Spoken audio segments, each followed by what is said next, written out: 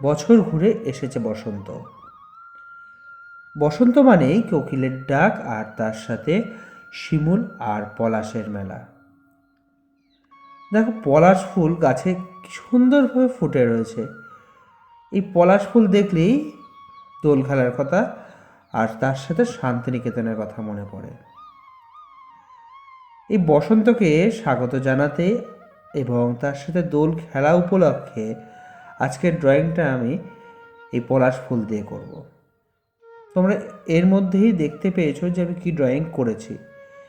এবার দেখে নিই সেই ড্রয়িংটা কীভাবে করছি। দেখো, ড্রয়িংটা করার জন্য আমি পলাশ ফুল নিয়েছি এবং পলাশ ফুলের পাপড়িগুলো দেখো দিয়ে আমি ড্রয়িং করার চেষ্টা করছি। রং করা যাচ্ছে, কিন্তু সেক্ষেত্রে কিন্তু খুব কঠিন হয়ে পড়ছে যে রংটা করা।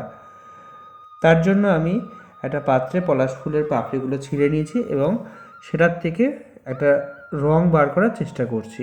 কারণ পলাশ ফুলের পাপড়িগুলো যদি আমরা জল দিয়ে একটু ঘষে নিই তাহলে একটা হলুদ একটা রং বেরোয়, সেটাকে করার চেষ্টা করছি। দেখো, একটু জল নিয়ে নিলাম, নিয়ে রংটা বার করে নিয়েছি। দেখো সুন্দর একটা হলুদ রং বেরিয়েছে।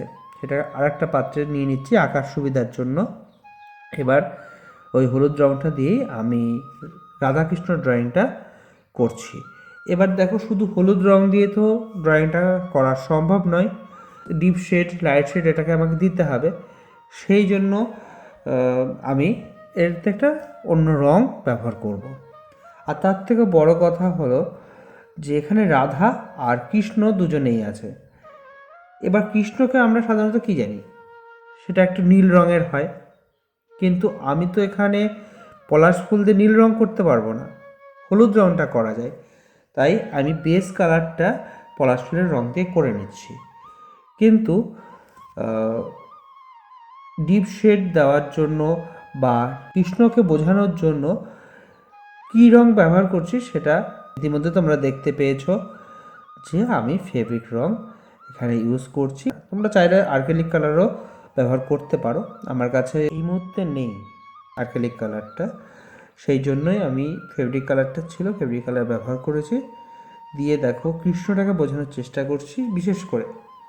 আর রাধার ক্ষেত্রে শুধু চোখটা ব্লু কালারটা দিয়ে করো, বাদ বাকি সবই হলুদের উপর থাকবে। তাহলে চলো আর কথা না বাড়িয়ে দেখে নেওয়া যাক ড্রয়িংটা কীভাবে হচ্ছে।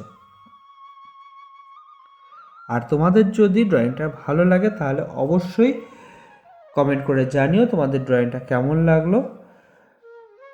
আর যারা যারা ইউটিউবে আমার এই ভিডিওটি দেখছো তারা অবশ্যই আমার চ্যানেলটি সাবস্ক্রাইব করে পাশে রাখা বেল আইকনটি প্রেস করো, যাতে পরবর্তী ভিডিও তোমরা সবার আগে দেখতে পাও।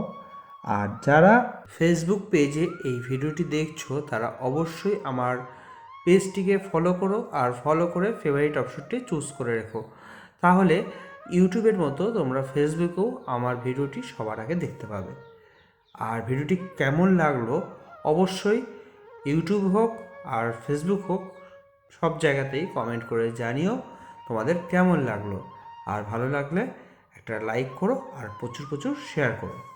তাহলে চলো এবার ড্রয়িংটা দেখা যাক যে কীভাবে ড্রয়িংটা হচ্ছে।